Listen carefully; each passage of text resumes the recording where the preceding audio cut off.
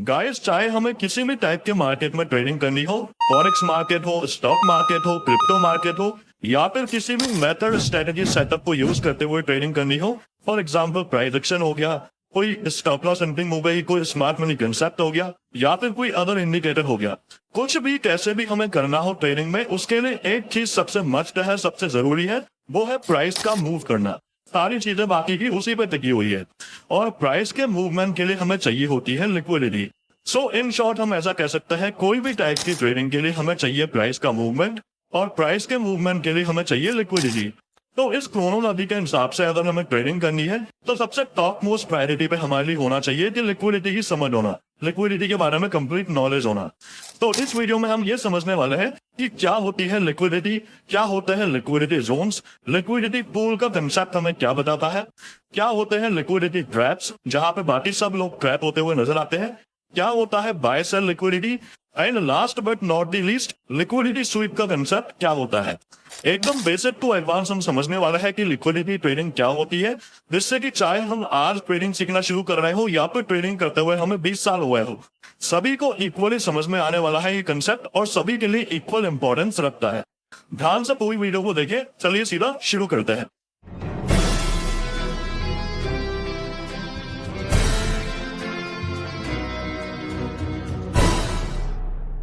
सबसे पहले हम लोग समझते हैं लिक्विडिटी कंसेप्ट हमें क्या कहता है। जैसे आपको फॉर एग्जांपल डिमांड और सप्लाई का रूल समझ में आता हो, स्टॉक मार्केट में ना सही डे टू डे लाइफ में अगर आपको डिमांड और सप्लाई का रूल समझ में आता है तो बड़े ही आराम से आप लिक्विडिटी को समझ जाएंगे। फॉर एग्जाम्पल मेरे पास कोई बाइक है जिसको मैं 2 लाख रुपए में बेचना चाहता हूँ, तो मैं बेचने वाला हूँ तो मैं क्या हो गया, सेलर हो गया। यहाँ पे मैं इकलौता एक सेलर हूँ यहाँ पे, और बाकी मान लेते हैं 10 लोग इसको यहाँ पे रेडी बैठे हैं खरीदने के लिए, तो 10 लोग हुए यहाँ पे बायर।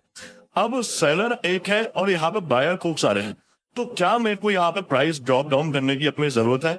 बिल्कुल भी नहीं है। मैं चाहूं तो यहाँ पे 2 लाख की जगह 2.10 लाख में भी यहाँ पे डिमांड रख सकता हूँ। मेरे को पता है एक नहीं खरीदेगा, 2 नहीं खरीदेगा, बाकी कोई तो खरीदेगा इस चीज को। 10 बायर मेरे सामने यहाँ पे खड़े हुए हैं, तो जब यहाँ पे सेलर कम है और बायर ज्यादा है तब प्राइस हमारा ऊपर की साइड पे शिफ्ट होता हुआ नजर आता है, नॉर्मल स्टॉक मार्केट में भी और normal day to day life में भी। अब वहीं पे इस केस को उल्टा कर देते हैं कि एक यहाँ पे खरीदने वाला होता बायर, इसको हम क्रॉस करके यहाँ पे लिख देते हैं, बाइक तो खरीदने वाला एक ही पर्सन होता और 10 लोग यहाँ पे बाइक बेचने को रेडी बैठे हैं, 10 लोग यहाँ पे सेलर हैं। तो सेलर खूब सारे हैं और खरीदने वाला सिर्फ एक है। तो जो खरीदने वाला एक है वो क्या कहेगा कि मैं यहाँ पे इसको और सस्ते में खरीदना चाहूंगा, तो ये 2 लाख का प्राइस हमें और गिरता हुआ नजर आएगा, क्योंकि सेलर तो वहां पे खूब सारे हैं और खरीदने वाला सिर्फ एक है। तो वो एक क्या कहेगा कि मैं इससे ना लेते हुए इससे ले लूंगा, इससे ले लूंगा, मेरे पास तो 10 ऑप्शन है और मैं 2 लाख में ना खरीदते हुए 180 में यहाँ पे सिर्फ इसको खरीदना चाहूंगा या 150 में इसको खरीदना चाहूंगा, क्योंकि उसको पता है एक नहीं बेचेगा, दूसरा बेचेगा, तीसरा बेचेगा, चौथा बेचेगा, कोई तो बेचेगा 10 में से। तो उसके पास ऑप्शंस काफी सारे हैं, तो जिसके पास ऑप्शंस है उसको वहां पे कोई भी गरज नहीं है, कोई भी उसको दिक्कत नहीं है। सो इस बात से हमें क्या समझ में आया कि अगर बायर ज्यादा है और सेलर कम है तो प्राइस जो है यहाँ पे वो ऊपर की साइड पर शिफ्ट होता हुआ नजर आएगा, क्योंकि खरीदने को काफी सारे लोग बैठे हैं, तो वो प्राइस को ऊपर की साइड पर शिफ्ट करते हुए नजर आएंगे, उसकी डिमांड वहां पे बढ़ती हुई नजर आएगी। और वहीं पे बायर्स कम है और सेलर्स ज्यादा है, तो वहां पे प्राइस क्या होगा, वो भी गिरता हुआ हमें नजर आएगा, क्योंकि सेलर्स काफी सारे हैं तो वो सोचेंगे यहाँ पे कि कम में बेच देते हैं चलो, तो प्राइस वहां पे ड्रॉप डाउन होता हुआ नजर आएगा। तो ये सिचुएशन बन जाती है हमारे सप्लाई की। यहाँ पे सप्लाई ज्यादा है, सेलर ज्यादा है तो, और यहाँ पे डिमांड ज्यादा है, बायर ज्यादा है तो ये हमारी डिमांड की कंडीशन बन जाती है और ये हमारे सप्लाई की कंडीशन बन जाती है। सो लिक्विडिटी का अब यहाँ पे रोल क्या आता है कि बायर को ऑर्डर मिलना चाहिए अगेंस्ट में सेलर के, यानी बायर के सामने सेलर होना चाहिए, जो खरीदना चाहता है उसके सामने बेचने वाला होना चाहिए, जो बेचना चाहता है उसके सामने खरीदने वाला होना चाहिए, तभी एक ऑर्डर साइकिल पूरी कंप्लीट होती है, एक ट्रांजैक्शन पूरा कंप्लीट होता है। चाहे वो डे टू डे लाइफ में, जैसे बाइक का एग्जांपल हमने लिया था, चाहे हमें बाइक बेचनी हो तो बेचने वाला भी चाहिए और खरीदने वाला भी चाहिए, तभी वो पूरा एक ऑर्डर कंप्लीट हो पाएगा, ऑर्डर साइकिल या पूरा उसको शॉर्ट फॉर्म में हम ट्रांजैक्शन बोलते हैं। पूरा एक ट्रांजैक्शन तभी कंप्लीट हो पाएगा जब सेलर भी हो और बायर भी हो। इनमें से एक भी पार्टी अगर कम है, वहां पे एक भी पार्टी की अवेलेबिलिटी नहीं है, तो ऐसा कहा जाता है कि लिक्विडिटी हमें कम देखने को मिल रही है, तो वहां पे ट्रांजैक्शन कंप्लीट नहीं हो सकता है। और वहीं पे बायर्स भी खूब सारे हैं और सेलर्स भी खूब सारे हैं, तो वहां पे कोई इशू ही नहीं है, वहां पे लिक्विडिटी काफी अच्छी मानी जाती है। तो लिक्विडिटी को एक लाइन में हम इस तरह से डेफिनेशन समझ सकते हैं कि जहां पे हम इजीली ट्रांजैक्ट कर पा रहे हैं कोई भी चीज को, तो वो वहां पे लिक्विडिटी अच्छी है। जहां पे ट्रांजैक्शन में दिक्कत आ रही है एक पार्टी अवेलेबल नहीं है तो वहां पर लिक्विडिटी की कमी हमें देखने को मिलती है। बस इतना सा होता है लिक्विडिटी का कंसेप्ट। अब इसको स्टॉक मार्केट में नॉर्मल ट्रेडिंग में हम किस तरह से यूज में लेते हैं लिक्विडिटी को, कि 48,000 पे यहाँ पे प्राइस चल रहा है, मान लेते हैं प्राइस यहाँ से नीचे से घूमता घूमता ऊपर की साइड पे आया है। तो इस लेवल पे आने के बाद मान लेते हैं सभी यहाँ पे बाय करने के इंटरेस्टेड हो गए। सबको लग रहा है कि नीचे से प्राइस अच्छा मूव करता हुआ आ रहा है, मैं भी बाय कर लेता हूँ, मैं भी बाय कर लेता हूँ। कोई यहाँ पे सेल करने को ही रेडी नहीं है। तो जो यहाँ पे बाय करना चाहते हैं, क्या उनके ऑर्डर्स फुलफिल हो पाएंगे? बिल्कुल भी नहीं हो पाएंगे। तो यहाँ पे कहा जाएगा कि लिक्विडिटी की कमी हो गई है सेल साइड पे, यानी सेल साइड पे कोई बेचने को ही रेडी नहीं है, कोई सेल साइड की स्टॉप लॉस ही नहीं है। फिर वहां पे बायर से बायर देखने को मिल रहा है। तो जब सब एक साइड पे हो जाएंगे तो ये कॉमन सा लॉजिक है स्टॉक मार्केट का, कोई भी ट्रेडिंग का, कि जब सब एक साइड पे हो गए तो वहां पे लॉस कौन करेगा, और लॉस करने को ही कोई रेडी नहीं है तो वहां पे प्रॉफिट कैसे बनेगा बाकी लोगों का। इसीलिए ट्रेडिंग में सबसे कोर कंसेप्ट होता है लिक्विडिटी का, क्योंकि जब लिक्विडिटी अच्छी होगी वहां पे कोई लॉस करने को रेडी बैठा है, यानी किसी को बाय करना है तो कोई सेल करने को रेडी बैठा है, कोई सेल करने बैठा है तो कोई बाय करने को रेडी बैठा है। तो मतलब कोई ना कोई लॉस कर रहा है और कोई ना कोई प्रॉफिट कर रहा है। तो वहां पर लिक्विडिटी काफी अच्छी हमें देखने को मिलती है और वहां पर प्राइस अच्छे से मूव करता हुआ नजर आता है। एक सर्टेन पॉइंट पे आने के बाद प्राइस रेंज बाउंड हो जाता है या स्टक हो जाता है, तो फिर वहां पे थोड़े से ट्रैप्स क्रिएट करने पड़ते हैं स्मार्ट मनी को, या फिर लिक्विडिटी जनरेट करनी पड़ती है। जैसे सभी यहाँ पे बाय करने आ रहे हैं, सारे बाय बाय ऑर्डर पंच कर रहे हैं, यहाँ पे कोई सेल करने को ही रेडी नहीं है। तो फिर वहां पे गेम आता है ऑपरेटर का, स्मार्ट मनी का। जिनके पास बड़े फंड होते हैं वो वहां पर सेल साइड की लिक्विडिटी जनरेट करते हैं और मार्केट को नीचे धकेलने की कोशिश करते हैं। जैसे सब लोग जो यहाँ पे बाय करके बैठे हैं या करना चाहते हैं, वो तुरंत अपने वहां पे ऑर्डर्स को चेंज करते हुए सेल साइड पे करें और यहाँ पे प्राइस जल्दी से ड्रॉप डाउन होता हुआ नजर आए। और जो लोग यहाँ पे ऑलरेडी बाय करके बैठे हैं उनकी भी पोजीशन रखते हुए नजर आए, तो बाय से वो भी सेल में जाते हुए नजर आए, जिससे कि प्राइस और तेजी से यहाँ पे ड्रॉप डाउन होता हुआ नजर आए। और ये सारे जो लोग यहाँ पे बाय करके बैठे हैं उनके सबके स्टॉप लॉस हिट होते हुए नजर आए, उनका सबका लॉस होता हुआ नजर आए, और जो यहाँ से सेल कर रहा है उसको प्रॉफिट बनता हुआ नजर आए। अब लिक्विडिटी का मतलब हमें समझ लिया कि सिंपली हमें बाय करना है तो सामने सेलर्स के ऑर्डर चाहिए, चाहे फिर वो स्टॉप लॉस कटने की वजह से आ रहे हो या फिर फ्रेश वहां पे सेलर्स के स्टॉप लॉस आ रहे हो। और इसी तरह से सेल करना है तो सामने बायर्स के ऑर्डर चाहिए। बस यही काम रहता है लिक्विडिटी का। अब इसके बाद आ जाते हैं सेकंड कंसेप्ट पे, जो कि होता है लिक्विडिटी जोन्स। लिक्विडिटी जोन्स को हम ऐसा समझ सकते हैं कि ऐसे एरिया होते हैं जहां पे उस पर्टिकुलर एरिया के आसपास अगर प्राइस आएगा तो वहां पे या तो बाय लिक्विडिटी या फिर सेल लिक्विडिटी जनरेट होती हुई नजर आएगी। जैसे फॉर एग्जांपल यहाँ पे एक एग्जांपल आपके सामने पेश करता हूँ। यहाँ से प्राइस ऊपर की साइड पे गया है, उसके बाद नीचे आया, फिर वापस से हमें गैप अप देखने को मिला। तो अगर यहाँ पे इस जोन के नीचे यहाँ पे क्या लगता है आपको, अगर यही तक का चार्ट बना होता तो इस जोन के नीचे यहाँ से वापस से अगर प्राइस नीचे आता है, यहाँ पे इस जोन के आसपास आता, तो जो भी लोग यहाँ पे बाय करके बैठे हैं या फिर इस जोन में प्राइस आता, तो जो भी लोग यहाँ पे सब बाय करके बैठे हैं उनको मजबूरी में वहां पे जो भी अपनी बाय पोजीशन है उसको कट डाउन करना पड़ता। तो वहां पे सेल ऑर्डर हमें जनरेट होते हुए नजर आते। तो यूं हम कह सकते हैं कि सेल साइड की लिक्विडिटी हमें यहाँ पे देखने को मिलती है कि सेल ऑर्डर यहाँ पे जनरेट होते हुए नजर आ रहे हैं। सो एक जो पर्टिकुलर एरिया में प्राइस पहुंचने के बाद वहां पे एक पर्टिकुलर टाइप की लिक्विडिटी जनरेट हो, वहीं पर जैसे यहाँ पे अगर ऊपर की इसके ऊपर प्राइस जाना चालू करता है, जैसे यहाँ पे गया भी सही, तो यहाँ पे क्या हुआ, जो सब लोग यहाँ पे सेल करके बैठे हैं इस एरिया के आसपास, सब यहाँ पे जो बार बार प्राइस आ रहा था सेल कर रहे थे, तो ये पूरा ऐसा एरिया बन गया इसके ऊपर कि यहाँ पे जब भी प्राइस आएगा तो यहाँ पे लोग बाय करेंगे। चाहे वो सेल करके बैठे हैं तो अपनी पोजीशन कवर करेंगे तो उनको मजबूरी में बाय करना पड़ेगा, या फिर जो लोग वेट कर रहे हैं अपने कैश में बैठे हुए हैं, हार कैश में वहां पे पेशेंट की वेट कर रहे हैं कि एक अच्छी अपॉर्चुनिटी हमें मिले, तो भी प्राइस यहाँ पे ऊपर निकलेगा तो वो लोग भी यहाँ पे बाय करने की कोशिश करेंगे। तो दोनों ही केस में हमें क्या देखने को मिल रहा है कि यहाँ पे बाय ऑर्डर्स आते हुए नजर आएंगे, चाहे सेल से कन्वर्ट होकर बाय आ रहे हो या फिर फ्रेश बाय ऑर्डर्स आ रहे हो। और जैसा मैंने आपको डिमांड सप्लाई के रूल में समझाया था कि सेलर्स हो गए कम, बायर्स हो गए ज्यादा, डिमांड बढ़ गई तो प्राइस ऊपर की साइड पे शिफ्ट होता हुआ नजर आएगा, और वही यहाँ पे आपको देखने को मिलेगा, वही होता हुआ नजर आया है। तो इस जोन में पहुंचने के बाद यहाँ पे बाय साइड की लिक्विडिटी बढ़ती हुई नजर आई, बाय साइड के ऑर्डर्स बढ़ते हुए नजर आए। रीजन मैंने आपको बता दिया है क्यों आए। तो इस पूरे जोन को हम कहेंगे लिक्विडिटी जोन्स। सिंपली ऐसा एरिया जहां पे पहुंचने के बाद एक पर्टिकुलर टाइप की हमें लिक्विडिटी जनरेट होती हुई नजर आएगी। इसी के साथ थर्ड कंसेप्ट हो जाता है लिक्विडिटी पूल का। लिक्विडिटी जोन्स और लिक्विडिटी पूल में ज्यादा कोई अंतर नहीं है। अगर प्राइस यहां से ऊपर गया है, एक ही बार ऊपर गया है, एक ही बार यहाँ पे लोग बैठे हैं, और उसके नीचे का जो पूरा एरिया है जहां पे इस तरह से प्राइस वापस आता है, तो हम ये मान सकते हैं कि अगर इस तरह से यहाँ पे प्राइस वापस आएगा तो यहाँ पे टैप टच करते ही हमें सेल साइड के ऑर्डर्स मिलना चालू होंगे, क्योंकि ये सब लोग जो बाय करके बैठे हैं ये यहाँ पे सेल करना चालू करेंगे और फ्रेश सेलर्स भी यहाँ पे आते हुए नजर आएंगे। तो एक बार ही प्राइस वहां से ऊपर गया है तो उस एरिया को कहते हैं लिक्विडिटी जोन। और बार बार जैसे यहाँ पे आपको देखने को मिल रहा है एग्जांपल के केस में कि यहाँ पे प्राइस आया फिर ऊपर चला गया, फिर वापस यहाँ पे प्राइस आया ऊपर चला गया। तो एक बार, दो बार, तीन बार, चार बार यहाँ पे लोग बाय कर चुके हैं। और इसी तरह से एक बार, दो बार, तीन बार, चार बार ऊपर के लोग यहाँ पे सेल कर चुके हैं। तो इसको कहा जाता है लिक्विडिटी पूल, यानी एक से ज्यादा बार वहां पे बाइंग हो चुकी है, एक से ज्यादा बार वहां पे सेलिंग हो चुकी है। तो फिर वो लिक्विडिटी जोन ना होते हुए लिक्विडिटी पूल हो चुका है, क्योंकि वहां पे मल्टीपल सेल ऑर्डर्स या मल्टीपल बाय ऑर्डर्स हमें मिल सकता है। ज्यादा मेजर डिफरेंस नहीं होता लिक्विडिटी जोन और लिक्विडिटी पूल में। पूल का मतलब है कि बार बार लोगों को वहां पे अपॉर्चुनिटी मिली है। तो ज्यादा लिक्विडिटी इकट्ठी हो चुकी है तो ज्यादा लिक्विडिटी को कहते हैं लिक्विडिटी पूल। अब यहाँ तक के डिस्कशन के बाद एक इंपॉर्टेंट डाउट को आपसे क्लियर कर देते हैं, जिसके रिलेटेड काफी सारे लोगों के कमेंट्स आ रहे थे कि क्या स्टॉप लॉस का मतलब ही लिक्विडिटी होता है क्या। सो कंप्लीटली ट्रू नहीं है ये बात, कंप्लीटली सही नहीं है ये बात। लिक्विडिटी में ऐसा होता है कि ऑर्डर्स हमें आने चाहिए, बस ऑर्डर्स फुलफिल होते हुए नजर आने चाहिए, वो लिक्विडिटी होती है। तो ऑर्डर्स चाहे स्टॉप लॉस के थ्रू जनरेट हो रहे हो तो भी वो लिक्विडिटी है, या फिर वहां पे कोई फ्रेश ऑर्डर्स डिप्लॉय किए जा रहे हो तो भी वहां पे हमें लिक्विडिटी जनरेट होती हुई नजर आएगी।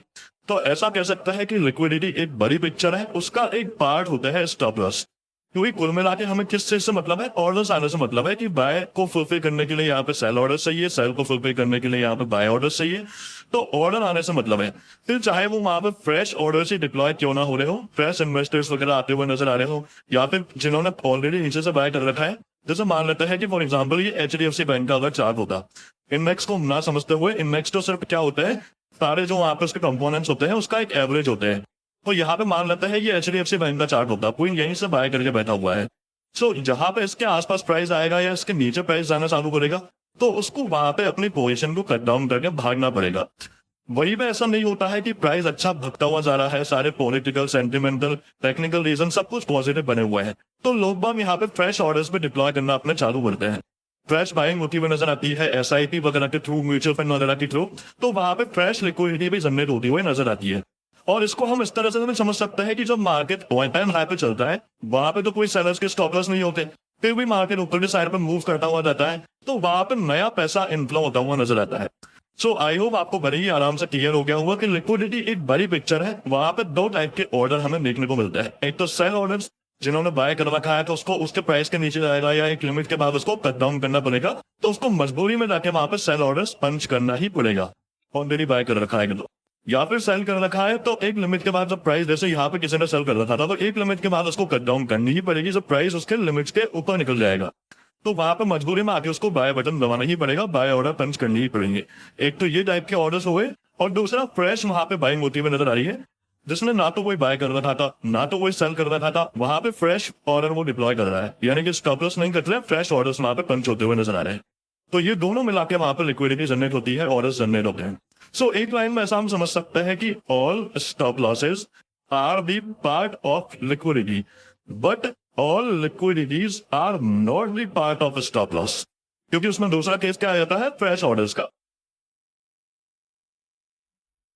अब इसके बाद चलते हैं लिक्विडिटी ट्रेडिंग के नेक्स्ट कंसेप्ट पे, जिसके रिलेटेड आप में से काफी सारे लोग कमेंट्स कर रहे थे, काफी लोग आप लोगों की डिमांड बनी हुई थी कि लिक्विडिटी ग्रैब या फिर लिक्विडिटी ट्रैप, जिसके रिलेटेड मैंने ऑलरेडी एक पहले वीडियो बनाई थी 8-10 मिनट की, उसमें आप लोगों ने काफी अच्छा प्यार दिखाया था, काफी अच्छा सपोर्ट दिखाया था, और काफी लोग कमेंट कर रहे थे कि और डेप्थ में और डिटेल में समझाओ इसको, इस टॉपिक को आप लोग देखना चाहते हैं, समझना चाहते हैं।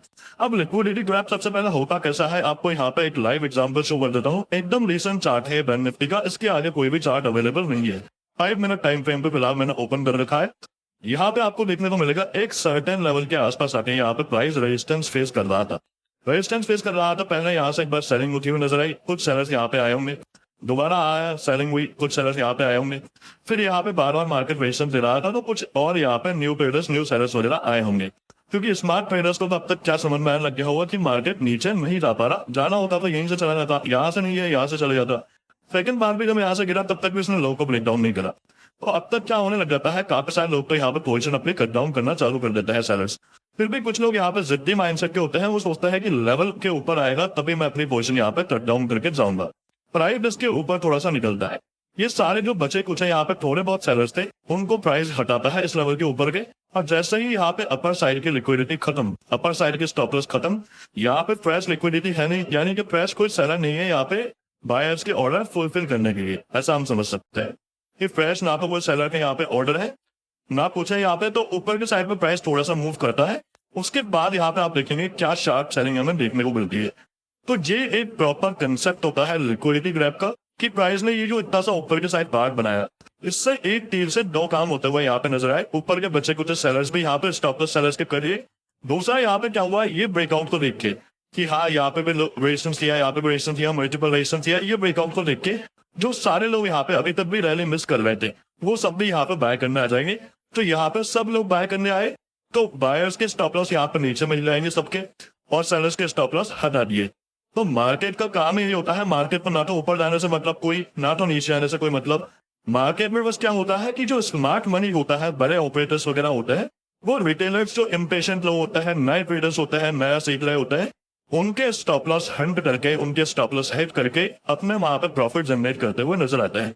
इसको इस तरह से भी समझ सकते हैं कि यहाँ पे जब इस तरह से ब्रेकआउट हुआ तो सब लोग जो यहाँ पे सेल करके बैठे थे वो तो बायर बन ही रहे हैं, वो तो अपनी पोजीशन कट डाउन कर रहे हैं, तो वो तो बायर बन ही रहे हैं। और जो यहाँ पे अभी तक रैली मिस कर रहे थे, चाहे इस ट्रेंड लाइन को देख के कि अभी तक प्राइस नीचे नहीं गया, चलो ऊपर ब्रेकआउट कर दिया, मैं भी बाय कर लेता हूँ, पर हर कोई जब यहाँ पे एक साइड पे आ गया तो ऊपर की लिक्विडिटी, जैसे मैंने आपसे कहा, हर कोई एक साइड पे होगा, बाय साइड पे हो गया, तो ऊपर साइड की लिक्विडिटी है नहीं, स्टॉप लॉस है नहीं, कुछ भी है नहीं, नए फ्रेश सेलर ऑर्डर्स भी नहीं आते हुए नजर आ रहे, तो सारी लिक्विडिटी वहां पे खत्म। और इसके बाद प्राइस को रिवर्स करना ही पड़ता है, प्राइस को अगेंस्ट में जाना ही पड़ता है। तो ये पूरा रोल रहता है यहाँ पे ऑपरेटर का, स्मार्ट मनी का। जब प्राइस एक पर्टिकुलर लेवल के आसपास जाके स्टक हो जाता है, स्टक से क्या मतलब है, ये सब लोग वहां पे बाय साइड पे हो गए, स्टेटस कोई बचा ही नहीं। तो इक्विलिब्रियम बना के रखने के लिए, एक इक्वल बैलेंस बना के रखने के लिए बायर सेलर्स के बीच में वहां पे स्मार्ट मनी एक्टिव होता हुआ नजर आता है, और एक सफिशिएंट अमाउंट की जैसे यहाँ पे सप्लाई जनरेट होती हुई नजर आ रही है। तो वो सप्लाई थोड़ी सी यहाँ पे वो क्रिएट करता है, पूरी सप्लायर्स की तरफ से नहीं होती है, थोड़ी सी सप्लाई उसने क्लियर करी, फिर बाकी ऑलरेडी जो ये बाय करके बैठे हैं ये भी सब अपनी पोजीशन कट डाउन करता है, तो वहां पर सब सेल करना चालू कर देते हैं। तो उसको सिर्फ ये थोड़ा सा इनिशियल पार्ट करना होता है, बाकी काम अपने आप हो जाता है। तो वो यहाँ पे एंट्री भी ले लिया, सेल साइड पे एंट्री ले लिया, और बाकी सब लोग काटेंगे अपनी पोजीशन, तो यहाँ पे प्राइस भी उसके फेवर में मूव करेगा स्मार्ट मनी के, और ये सब लोग जो यहाँ पे लॉस करेंगे उसका वहां पे प्रॉफिट बनता हुआ नजर आएगा। इससे आसान भाषा में शायद ही कोई आपको लिक्विडिटी के बारे में समझा पाए। ध्यान से कंसेप्ट को समझते रहें, कुछ आपके डाउट वगैरह भी रहते हैं तो बाद में आप कमेंट करके बता सकते हैं। सो काफी लोग पूछ भी रहे थे इस बारे में कमेंट्स में कि जैसे पूरा अगेंस्ट का मूव हमें देखने को मिलता है लिक्विडिटी ट्रैप वगैरह बनाने के बाद, लिक्विडिटी ट्रैप वगैरह बनाने के बाद, तो ये क्या पूरी की पूरी सेलिंग हमें ऑपरेटर की तरफ से देखने को मिली है क्या? पूरी सेलिंग उसकी तरफ से देखने को नहीं मिलती है, वो सिर्फ चिंगारी लगाने का काम करता है या आग डलाने का काम करता है। आग में घी डालने का काम ये बाकी ये लोग अपने आप कर देते हैं, जो यहाँ पे सभी बाय करके बैठे इस एरिया के आसपास। पहले प्राइस इनके आसपास आने लगा, इनके नीचे आने लगा, इनको डर बढ़ना चालू हुआ, ये कट करेंगे तो यहाँ पे ये सेल कर रहे हैं, फिर इनके नीचे आएगा तो यहाँ पे ये सेल कर रहा है। तो इस तरह से एक चेन रिएक्शन हमें देखने को मिलता है। इस लेवल पे आएगा तो नीचे वाले पे खतरा बनेगा, फिर और नीचे आएगा तो और नीचे वालों पे खतरा बनेगा। अब दूसरे एंगल से लिक्विडिटी ग्रैब या लिक्विडिटी ट्रैप को समझने के लिए हमने यहाँ पे सारे सिचुएशन को चेंज कर दिया है। इंडेक्स भी बदल दिया है, निफ्टी 50 के चार्ट पे हम आ चुके हैं, टाइम फ्रेम भी बदल दिया है, 1 डे टाइम फ्रेम पे हम आ चुके हैं, और डायरेक्शन भी हम चेंज करके देख लेते हैं। यहाँ पे एक परफेक्ट एग्जांपल आपको देखने को मिलेगा लिक्विडिटी ग्रैब का। वैसे तो जो लोग डेली एनालिसिस देखते होंगे, दूसरे चैनल पे जो अपलोड होता है उसमें हम डेली इस बारे में बात करते हुए आ रहे हैं कि यहाँ पे एक परफेक्ट लिक्विडिटी ग्रैब होता हुआ नजर आया है। लेवल के आसपास हमें कंटिन्यू सपोर्ट देखने को मिल रहे थे निफ्टी 50 में, 1 बार, 2 बार, 3 बार, 4 बार, 5 बार, 6 बार, 7 बार यहाँ पे कंटिन्यू हमें सपोर्ट देखने को मिल चुके हैं। तो जैसा मैंने अभी आपको सेकंड और थर्ड कंसेप्ट में समझाया था लिक्विडिटी जोन और लिक्विडिटी पूल में, तो यहाँ पे सबसे पहले 1 मिनट वीडियो को पॉज करके बताएं कि क्या यहाँ पे लिक्विडिटी जोन है ये या फिर लिक्विडिटी पूल है ये। अभी तक आपके माइंड में आंसर आ चुका होगा, ये एक लिक्विडिटी पूल यहाँ पे बन चुका है क्योंकि मल्टीपल टाइम यहाँ पे मार्केट सपोर्ट ले चुका है। तो ये ऐसा एरिया था जहाँ पे ये सारे बायर्स की यहाँ पे लिक्विडिटी देखने को मिल रही थी। अब इसके नीचे यहाँ पे प्राइस आता है, एक दिन यहाँ पे अच्छी खासी हमें क्लोजिंग में देखने को मिलती है, उसके नीचे नेक्स्ट डे भी प्राइस यहाँ पे उसके फ्लैट प्राइस के आसपास ओपन होता है, थोड़ा सा नीचे जाता है पर वापस से ऊपर आ जाता है, और उसके नेक्स्ट डे हमें क्या देखने को मिलता है, एक बड़ा सा गैप अप। तो जहां जिस लेवल के आसपास से हमने ब्रेकडाउन किया था वापस से उसी लेवल के आसपास आ चुके हैं। तो ये जो इतना सा पार्ट यहाँ पे बाहर निकला है इसको कहा जाता है लिक्विडिटी ग्लैप या फिर लिक्विडिटी ट्रैप। जिस दिन ये होता हुआ नजर आया था उसी दिन मैंने आपसे ये बात कह रही थी कि ऐसा एक लेवल है उसके आसपास हम कंटिन्यू यहाँ पे सपोर्ट ले रहे हैं, उसके नीचे रहे और तुरंत वहां पे वापस से ऊपर आ रहे हैं। तो सेम वे मैंने आपको ये बात कह दी थी जब हम यहीं पे खड़े हुए थे कि ये जो नीचे जाकर वापस मार्केट ऊपर आया है, इसको कहते हैं एक तो लिक्विडिटी ग्रैब कंसेप्ट। और जब भी ये नजर आता है लगता हुआ, तो यहाँ पे ये हुआ है कि सेलर्स यहाँ पे ट्रैप होते हुए नजर आए। सेलर्स को यहाँ पे लालच दिया, जो ऑलरेडी बाय करके बैठे थे उनके भी स्टॉप लॉस हटा दिए। जैसा मैंने आपसे कहा था, एक तीर से 2-3 शिकार यहाँ पे होते हुए नजर आते हैं। जो ऑलरेडी बाय करके बैठे थे उनके स्टॉप लॉस भी यहाँ पे हटा दिए, और जो यहाँ पे सेल करने एंटर हुए कि अरे ब्रेकडाउन हो गया, सेल करने एंटर हुए, उन सबको भी यहाँ पे मार्केट ट्रैप करता हुआ, उनकी लिक्विडिटी हंट करता हुआ ऊपर की साइड पे आ चुका है। तो जब हम यहाँ पे खड़े हुए थे तभी मैंने आपसे बात कह रही थी कि जब तक मार्केट वापस से इस लेवल को ब्रेकडाउन करना चालू नहीं करता है, इस लेवल के नीचे जाना चालू नहीं करता है, तब तक हम वहां पे एग्रेसिव होकर शॉर्ट नहीं कर सकते। ये इस एक छोटी सी क्लिप को आप जरूर सेट आउट करें। फिर पहले ही हमारा सपोर्ट आप ब्रेकडाउन होने के बाद हमारा रेजिस्टेंस बना, तो यहाँ पे मार्केट आगे थोड़ी देर रुका, पर वापस से हमें यहाँ पे इसके ऊपर आता हुआ मार्केट नजर आ चुका है। तो ऐसा वेरिएशन मिलने के बाद ये मतलब हो जाता है, जैसे मैंने आपको 1-2 दिन पहले बैंक निफ्टी और पिन निफ्टी का चार्ट हम डिस्कस कर रहे थे, पिन निफ्टी एक्सपायरी के लिए, उसमें भी समझाया था कि मार्केट इस लेवल के आसपास कंटिन्यू सपोर्ट ले रहा था, बायर्स यहाँ पे सपोर्ट प्रोवाइड कर रहे थे। नीचे गया मार्केट, यहाँ पे सारे बायर्स के स्टॉप लॉस यहाँ पे ट्रिगर करे, वापस से शार्प रिकवरी दिखा के उसके ऊपर हम आ चुके हैं। तो ये इस तरह का मोमेंटम होता है, ये इस लेवल की, इस जोन की पूरी क्रेडिबिलिटी को और ज्यादा बढ़ा देता है। अभी भी आप देखेंगे तो उसके ऊपर ब्रेकआउट करने के बाद एग्जैक्ट हम उसी लेवल के आसपास सपोर्ट नहीं खड़े हुए। सो इसका ये मतलब हो जाता है कि जब तक वापस से इसको नीचे हम ब्रेकडाउन करना चालू नहीं करते, तब तक हम वहां पे वीकनेस के साइड पर प्लान नहीं रख सकते, शॉर्ट साइड पर प्लान नहीं रख सकते। जब वापस से मार्केट इसके नीचे कोई प्रेडिक्शन बनाना चालू करेगा, तभी हमें वहां पर शॉर्ट साइड के लिए सोचना है। तो 3 प्रेडिक्शन आपको यहाँ पे देखने को मिला होगा कि यहाँ से हमें इस लेवल के आसपास मल्टीपल सपोर्ट चाहिए थे, तो यहाँ से मार्केट ने ब्रेकडाउन करा, प्राइस ने ब्रेकडाउन करा, उसके बाद यहाँ पे लिक्विडिटी ग्रैब करते हुए, लिक्विडिटी इकट्ठी करते हुए, यहाँ पे सेलर्स के लिए क्लैप बनाते हुए मार्केट वापस से ऊपर आ चुका है। तो अभी फिलहाल के लिए हमारा यहाँ पे बाइंग साइड पर, पॉजिटिव साइड पर ही माइंडसेट रहना चाहिए, जब तक एटलीस्ट मार्केट को इस लेवल के नीचे, जोन के नीचे जाना चालू नहीं करता है। अभी भी आप देखेंगे तो क्लोजिंग भी यहाँ पे फ्राइडे की हमें 22,009 नंबर लेवल के ऊपर ही देखने को मिल रही है। सो बायर्स यहाँ पे काफी अच्छे से ग्रिप संभालते हुए नजर आ रहे हैं, और वीकनेस के लिए फिलहाल यहाँ पे मेरा कोई भी माइंडसेट नहीं है, जब तक कि कोई अच्छा वेरिएशन बनते हुए नजर नहीं आता है, क्योंकि यहाँ पे सेलर्स ने ब्रेकडाउन करवाया पर सस्टेन नहीं कर पाया, फॉलो थ्रू नहीं मिल पाया, यहाँ पे नेक्स्ट कैंडल पे भी वापस से फॉलो थ्रू नहीं मिल पाया, और उसके बाद वापस से ऊपर आते हुए नजर आ रहे हैं। तो सब सेलर्स यहाँ पे ट्रैप होते हुए नजर आ रहे हैं, उसी वजह से फ्राइडे को शार्प मोमेंटम में शॉर्ट कवरिंग के साथ देखने को मिला है। तो इससे आपको क्या समझ में आया, ये जो यहाँ पे वीक था लिक्विडिटी ग्रैब वाला, इस वीक में हमने 1-2-3 बार इस कंसेप्ट को डिस्कस किया था, एक बार पिन निफ्टी की एक्सपायरी पे और एक बार निफ्टी 50 के चार्ट में, कि इस तरह से यहाँ पे बार बार मार्केट लिक्विडिटी ग्रैब करके एक पार्टी को ट्रैप करता है और वापस अगेंस्ट की यहाँ पे उसको लिक्विडिटी मिल जाती है, अगेंस्ट का अच्छा मोमेंटम करने का यहाँ पे स्टॉप लॉस वगैरह, ऑर्डर वगैरह मिल जाता है, तो मार्केट अगेंस्ट के डायरेक्शन में जाना चालू कर देता है। अब काफी सारे लोगों के यहाँ पे ये डाउट आने वाला है कि ये सारी चीजें हमें अच्छे से समझ में तो आ रही है, पर इसको यूज में कैसे लेना है, या फिर जैसे लिक्विडिटी क्रैप वगैरह जो होता है उससे हम किस तरह से बच सकते हैं। तो 2 मेन यहाँ पे कंसेप्ट हम यूज करके बच सकते हैं। 2 पॉइंट्स आपको ध्यान रखना है। सबसे पहला तो ये, जैसे यहाँ पे आपको देखने को मिल रहा है 1 बार, 2 बार, 3 बार, 4 बार, 5, 6, 7 बार यहाँ पे सपोर्ट ले चुका है मार्केट। तो मेरा पर्सनल रूल ये है कि 3 से 4 बार अगर कोई एक चीज हो चुकी है, उसके बाद ही मैं उसको फॉलो करना वहां पे बंद कर देता हूँ। जैसे यहाँ पे सब लोग बाय कर रहे हैं, 7 बार तक लोगों ने बाय करा, सपोर्ट दिया है किसी ने, तो सबने यहाँ पे बाय करा है। तो मैं पर्सनली यहाँ पे ऐसे एरिया पे बाय करना पसंद नहीं करता हूँ। हमें भीड़ का पार्ट वहां पे नहीं बनना है, जहाँ पे भीड़ चाल में हमें नहीं चल रहा है, जहाँ पे सब लोग चल रहे हैं। क्योंकि सब लोग जिस साइड पे रहता है, उस साइड वालों का पैसा कभी भी नहीं बनता है स्टॉक मार्केट में। क्योंकि ये मैंने आपको लिक्विडिटी के कंसेप्ट में अच्छे से समझा दिया है कि सब वहां पे बाय करेंगे तो उनका प्रॉफिट हो ही नहीं सकता वहां पे। अच्छा, इसको इस तरह से आप समझ सकते हैं कि फॉर एग्जांपल सब यहाँ पे 90% लोग यहाँ पे बाय कर रहे हैं, तो बचे हुए क्या 10% लोग बाकी के 90% को प्रॉफिट दे सकते हैं क्या? नहीं दे पाएंगे। मान लेते हैं कि ये 10% लोग यहाँ पे 1 लाख रुपए अपने लॉस करने वाले हैं, सब मिला के 1 लाख रुपए लॉस कर रहे हैं, तो वो 1 लाख से यहाँ पे 90% का पेट नहीं बढ़ सकता है, उनको प्रॉफिट नहीं मिल सकता है। पर इसका उल्टा जरूर हो सकता है कि ये 90% अगर यहाँ पे लॉस करता है, फॉर एग्जाम्पल 90 लाख इन्होंने यहाँ पे लॉस कर दिए, या 9 लाख इन्होंने यहाँ पे लॉस कर दिए, तो उससे ही जो 10% लोग कमाएंगे वो अच्छा खासा कमाता है। यही स्टॉक मार्केट का एक अटल प्रिंसिपल है, एक अटल सिद्धांत है कि यहाँ पे जो लोग लॉस करते हैं वो लोग, उनकी क्वांटिटी ज्यादा होती है, उनके नंबर ज्यादा होते हैं, यानी कि मैक्सिमम 90-95% लोग यहाँ पे जो लॉस करते हैं उनका पैसा निकल के 5%, 10% लोगों के पास यहाँ पे जाता है। इसलिए जो कमाता है वो ज्यादा कमाता है, जो लॉस करता है उनके नंबर ज्यादा होते हैं, आराम ज्यादा होती है, उनकी नंबर ऑफ पीपल ज्यादा होता है, तो उन सबका यहाँ पे पैसा निकल के 5% लोगों के पास जाता है। फिर लोगों की साइकोलॉजी इंटैक्ट है, इमोशंस इंटैक्ट है, रिस्क मैनेजमेंट वगैरह सब इंटैक्ट है, उनको परफेक्ट नॉलेज है, परफेक्ट एक्सपीरियंस है उनके पास।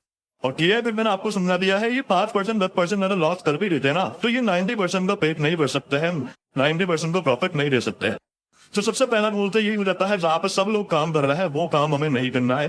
जैसे यहाँ पे क्लियर दिख रहा है कि 6-7 बार सपोर्ट खींच हुआ है, तो हमें सपोर्ट पे बाय नहीं करना है। उसके बाद यहाँ पे क्या हुआ, ब्रेकडाउन हुआ, यहाँ पे हम अगर सेल करते तो एक अच्छा प्रॉफिट की का अमाउंट का प्रॉफिट हमें देखने को मिल रहा है। तो यहाँ पे भले ही हमने मान लेते हैं शॉर्ट कर दिया, तो कोई यहाँ पे कोई इश्यू नहीं है, चलो शॉर्ट कर दिया। पर उसके बाद जब वापस से एक लेवल के ऊपर प्राइस वापस से आ चुका है, तो या तो हम कॉस्ट के पास कट कर सकते हैं, या फिर उसके ऊपर वहां पे एक सर्टेन स्टॉप लॉस लगा के हमें रखना है। हमेशा स्टॉप लॉस तो हमें लगाना ही पड़ेगा। और उस दिन के बाद से हर दिन ऑलमोस्ट हमने इस कंसेप्ट को डिस्कस किया है कि यहाँ पे लिक्विडिटी ग्रैब होती हुई नजर आई है, सेलर्स ग्रैब होते हुए नजर आए हैं। हर दिन का एनालिसिस हो रहा है, आप चेकआउट कर लेना, हर दिन आपको ये लाइन मिल जाएगी। मैं आपको ये बता रहा हूँ कि कैसे यहाँ पे हम इसको यूज ले सकते हैं। फॉर एग्जाम्पल यहाँ पे हमने चलो सेल भी कर दिया, उसके बाद ट्रेलिंग पे निकले हो, ब्रेक इवन पे निकले हो, छोटे मोटे लॉस में निकले हो, या फिर प्रॉपर स्टॉप लॉस लेके भी निकले हो, जो भी केस हो उससे हमें कोई भी मतलब नहीं है। यहाँ पे ये हमारे हाथ में नहीं है कि मार्केट यहाँ पे लिक्विडिटी ग्रैब करेगा, ट्रैप करेगा, या यहाँ से चलता हुआ ही चला जाएगा, वो हम डिसाइड नहीं कर सकते। पर एक बार जब वापस से प्राइस इसके ऊपर आ गया, तब तो हमें आंखों से दिख रहा है साफ साफ, और फिर हमें उस अकॉर्डिंग वहां पे डिसीजन प्लान करना है। ये होप नहीं करना। यहाँ पे मैक्सिमम लोगों का लॉस करने का कारण क्या होता है, जैसे हमें यहाँ पे सेल करना, तो वो यही सोचते रहेंगे मार्केट ऊपर निकलेगा, यहाँ पे मैं सेल कर देता हूँ, अब यहाँ पे मैं सेल कर देता हूँ, अब यहाँ पे मैं सेल कर देता हूँ, और उस चक्कर में वो अपने लिक्विडिटी का शिकार होते रहता है, लिक्विडिटी ट्रैप का।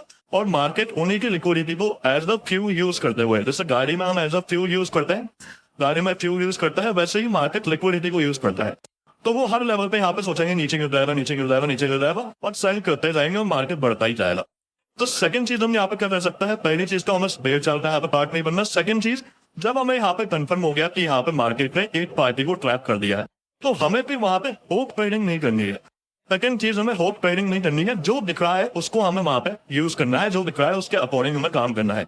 भले ही इसके नीचे गया तो हमारा सेल साइड पर माइंडसेट हुआ, पर वापस से उसके ऊपर आ गए तो हाथों हाथ फिर वहां पे हमें अपना माइंडसेट चेंज कर देना है, या तो न्यूट्रल में आ जाना है, न्यूट्रल डे डाल देना है, फिर भले वापस से और प्राइस ऊपर निकल रहा है तो बाइंग साइड पे हम जा सकते हैं।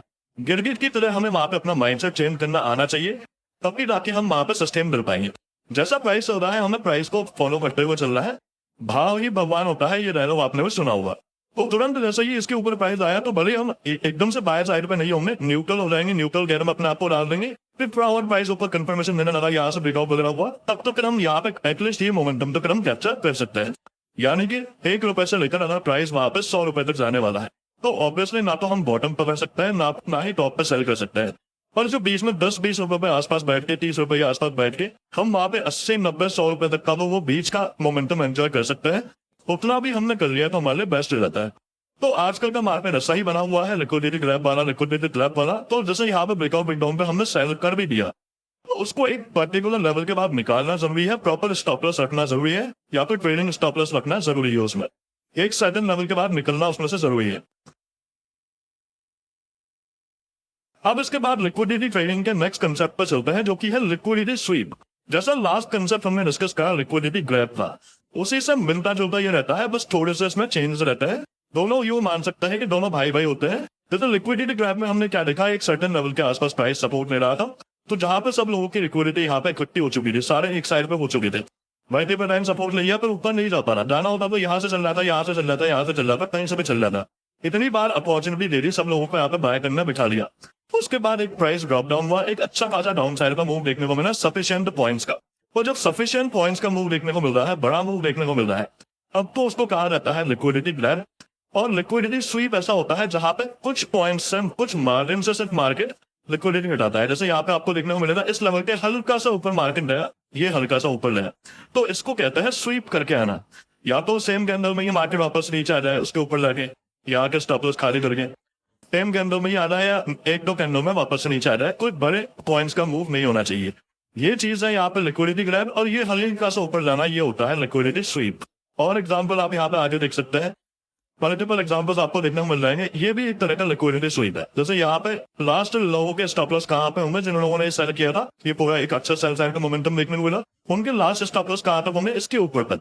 तो जैसे ही उनको खाली करा, तो ये भी एक तरह का लिक्विडिटी हटाने का ये कंसेप्ट है, पर इसमें हल्का सा मोमेंटम होता है। जैसे एक कैंडल का यहाँ पे सिर्फ मोमेंटम हुआ और वापस से प्राइस नीचे आना चालू कर दिया, तो इतना सा होता है लिक्विडिटी स्वीप। और यही कोई बड़ा होता है यहाँ पे इस तरह से मूव, तो उसको कहा जाता है लिक्विडिटी ग्रैब। तो स्वीप करना मतलब हल्का सा ऊपर जाके वापस आना, या हल्का सा नीचे जाके वापस आना। जैसे यहाँ पे आप देख सकते हैं इस लेवल के आसपास काफी लोगों की यहाँ पे लिक्विडिटी मिली हुई, हल्का सा नीचे गया पाए तो ऊपर निकलना चालू कर दिया। तो कंसेप्ट में दोनों पे अंतर नहीं है, बस हल्का सा वेरिएशन होता है वहां पे नजरिए में। अब जो भी मेन टर्म्स होती हैं लिक्विडिटी के रिलेटेड उन सभी को हमने डिस्कस कर लिया है, सारे मेन कंसेप्ट्स को। अब यहाँ से कुछ और एग्जांपल्स हम देखने वाला है, कुछ प्रो टिप्स मैं अपने आपके साथ शेयर करने वाला हूँ और कुछ और यहाँ पे वेरिएशंस वगैरह आपको चार्ट में दिखाने वाला हूँ कि किस तरह से लिक्विडिटी हमारे काम में आती हुई नजर आती है। सबसे पहले तो एक बात और हमें ध्यान रखनी है कि सिर्फ हॉरिजॉन्टल लेवल पे ही हमें लिक्विडिटी देखने को नहीं मिलती है, कभी कभी ट्रेंड लाइन और पैटर्न्स के बेसिस पे भी हमें लिक्विडिटी देखने को मिलती है। जैसे यहाँ पे आपको देखने को मिलेगा एक ट्रेंड लाइन इस तरह से चलती हुई आ रही थी, तो सब लोग जब भी मार्केट उसके आसपास आता था सेल करते थे। अब एक बार क्या हुआ, मार्केट ने इसके ऊपर ब्रेकआउट कर दिया, तो जो भी लोग सेल करके बैठे थे उनके स्टॉप लॉस यहाँ पे टारगेट करने के लिए मार्केट ने ब्रेकआउट किया है। इसके ऊपर अगर यहाँ पे ब्रेकआउट पे हम बाय कर रहे हैं तो एक बात को यहाँ पे एक पॉइंट पे हमें खास गौर रखना है कि कहाँ से प्राइस चलता हुआ आ रहा है। जैसे यहाँ पे डॉट लो लगा के लगभग 46,000 के आसपास डॉट लो लगा के कहाँ पे ब्रेकआउट कर रहे हैं, 480 के आसपास, 500 के आसपास, 500 पॉइंट चलने के बाद वन वे फिर हम ब्रेकआउट कर रहे हैं।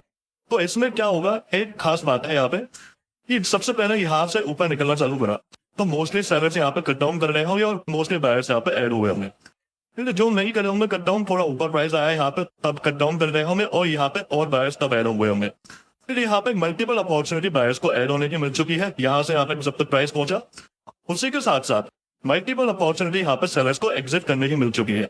जो लोग यहाँ पे सेल करके भी बैठे होंगे तो उनको लगा होगा पहले यहाँ पे प्राइस गया है, तो यहाँ पे अभी डर नहीं लगने चालू होगा, फिर थोड़ा और ऊपर आएगा तब भी डर नहीं लगा होगा। बट एक सर्टेन पॉइंट पर जाने के बाद अब यहाँ पे भी हल्का सा हमें स्वीप देखने को मिल रहा है, जो एन का कंसेप्ट हमने डिस्कस करा। यहाँ पे भी आप इस तरह से देखेंगे तो एक हल्का सा लिक्विडिटी स्वीप हमें देखने को मिल रहा है। तो अच्छा खासा जब 500 पॉइंट का मूव करने के बाद तो ब्रेकआउट हो रहा है और उसके बाद भी 700 के आसपास तक हम चल चुके हैं, 700 पॉइंट का वन वे मूव हो चुका है। अब तक वहां पे कौन ही सेलर्स बचा होगा, कौन ही सेल करने को वहां पे बचा हुआ, ना तो सेल के ऑर्डर्स बचे होंगे, यानी जो सेल करके बैठे हैं उनकी पोजीशन काटने के ना तो स्टॉप लॉस बचे होंगे, और ना ही यहाँ से जिसको बाय करना था वो ऑलरेडी बाय कर चुके होंगे, तो ना ही वहां पे फ्रेश बाइंग के ऑर्डर आने वाला है जिससे कि प्राइस और ऊपर जा सके। तो यहाँ पे क्या हुआ, इम्बैलेंस हो गया लिक्विडिटी में। दोनों पर्सपेक्टिव से आपको समझ में आ गया होगा कि ना तो यहाँ पे सेलर्स के स्टॉप लॉस बचे, एंड तक पूरा यहाँ पे स्वीप कर दिया।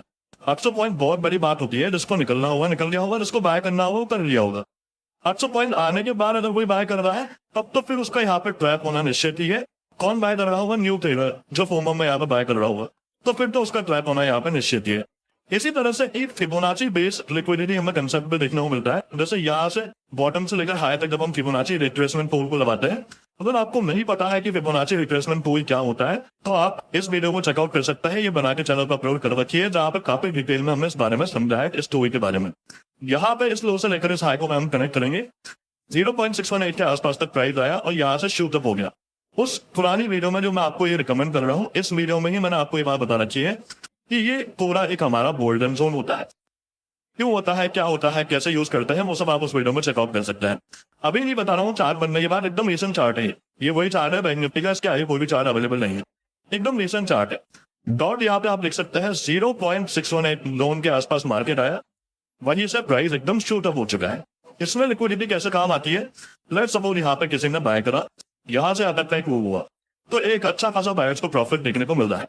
उसके बाद प्राइस धीरे धीरे करता हुआ नीचे की साइड पे आया, तो जिसको निकलना हुआ उन बायर्स में से वो यहाँ पे निकल गया होगा, प्रॉफिट बुक कर लिया होगा, थोड़ा नीचे आया तो ट्रेडिंग स्टॉप लॉस कर दिया होगा, कुछ ना कुछ मतलब करके वो निकल रहा हुआ। इतनी बार प्राइस ने नीचे की साइड पे धकेला है यहाँ पे अपने आप को, तो जिसको निकलना होगा वो बायर यहाँ पे निकल गया होगा। उसके बाद भी अगर कोई होल्ड करके बैठा होगा तो फिर यहाँ पे उसको स्टॉप लॉस नहीं मिलने वाला बीच में, उसका स्टॉप लॉस कहाँ मिलेंगे, सीधा इसके नीचे ही, वो है ओरिजिनल कट्टर बायर। जैसा हमने एक एग्जांपल डिस्कस करा था, फिर कुछ लोग जिद्दी होते हैं, वो अपना स्टॉप लॉस या टारगेट लेकर ही निकलता है पूरा, या एक सर्टेन लेवल के बाद ही निकलता है, वो पूरा जिद्दी होता है, अरे उनका पूरा प्रॉफिट ड्रॉ डाउन हो जाए तो उनके स्टॉप लॉस एंड में ही मिलने वाले होते हैं। तो इस तरह से 0.618 जोन के आसपास आते आते भी कभी कभी हमें लिक्विडिटी खत्म होती हुई नजर आ जाती है, इस वजह से उस लेवल के आसपास से प्राइस शूट अप हो जाता है। इस तरह से मल्टीपल तरीके की हमें यहाँ पर लिक्विडिटी देखने को मिलती है, हॉरिजॉन्टल बेसिस पे, ट्रेंड लाइन बेसिस पे, पैटर्न्स बेसिस पे। आप पैटर्न्स भी क्या होता है, जैसे आपको देखने को मिलेगा कि एक प्रॉपर कोई ट्रायंगल पैटर्न इस तरह से बनता हुआ जा रहा है, तो उसमें एक सर्टेन लेवल के आसपास जब बार बार मार्केट टच करता है तो वहां पे क्या होता है, बार बार सेलिंग होती है, तो उसके ऊपर वहां पे सेलर्स की लिक्विडिटी आ चुकी होती है, सेलर्स के स्टॉप लॉस वगैरह आ चुके होते हैं। ऐसे नीचे से बार बार बाइंग हो रही है तो यहाँ पे बायर्स के स्टॉप लॉस आ चुके होते हैं। फिर एक सर्टेन पॉइंट ऑफ टाइम के बाद जब स्पेस नहीं बचता तो एक साइड तो प्राइस को मूव करना ही है। तो जैसे सपोज ऊपर के साइड पर ब्रेकआउट हुआ तो ये जो सेलर है यहाँ पे सब इतने टाइम से सेल कर रहे थे उस पैटर्न में, वो तो वहां पे सेल से कट करके अपनी पोजीशन में बाय करेंगे ही, प्लस फ्रेश बायर्स जो वहां पे वेट कर रहे थे कि कब पैटर्न के बाहर मार्केट निकले, वो भी वहां पे बाय करते हुए नजर आता है। यहाँ पे भी वही होता हुआ नजर आया है। एक ट्रायंगल पैटर्न टाइप आपको यहाँ पे देखने को मिलेगा इस तरह से। प्रॉपर ये ट्रेंड लाइन में हमने एनालिसिस में डिस्कस करी थी, जब डेली एनालिसिस की बात हम करते हैं, इस तरह से यहाँ पे एक ट्रेंड लाइन बनती हुई नजर आ रही थी। ये पूरा एक पैटर्न बनता हुआ नजर आ रहा था। तो इसके नीचे कुछ आता तो यहाँ पे इन बायर्स को खतरा पड़ता, पर प्राइस ऊपर की साइड पे शूट अप हो गया, तो यहाँ से जैसे ही ब्रेकआउट करा तो एक अच्छे लिक्विडिटी मिली, अच्छे स्टॉप लॉस वगैरह मिले। तो ये सेलर्स तो यहाँ पे पोजीशन कवर कर ही रहे हैं, उसके अलावा ट्रेंड लाइन वाले भी कर रहे हैं, हॉरिजॉन्टल लेवल वाले भी कर रहे हैं। और एक हमारे लिए इंपॉर्टेंट होता है PSY लेवल्स। इसके ऊपर वैसे कभी हमने डेडिकेटेड वीडियो बना के बात नहीं करी है। कुछ लोगों के कमेंट्स आ रहे थे PSY लेवल्स क्या होते हैं, तो आप लोग कमेंट करके बताएंगे तो इस पर हम डेडिकेटेड वीडियो बना के डिस्कस कर लेंगे। कुछ लेवल्स ऐसे होते हैं जो चार्ट पे हमें दिखते नहीं है पर इंपॉर्टेंट होता है, जैसे 47,000 का लेवल, वो भी यहाँ पे हमें देखने को मिल रहा था। तो मल्टीपल तरह की जब एक साइड पर लिक्विडिटी इकट्ठी हो जाती है, एक साइड पर स्टॉप लॉस इकट्ठे हो जाते हैं, हॉरिजॉन्टल लोग भी यहाँ पे कवर करेंगे, ट्रेंड लाइन वाले भी यहाँ पे अपने सेल की पोजीशन कवर करेंगे, 47,000 के ऊपर किसी ने स्टॉप लॉस रखा होगा वो भी अपनी पोजीशन कवर करेगा।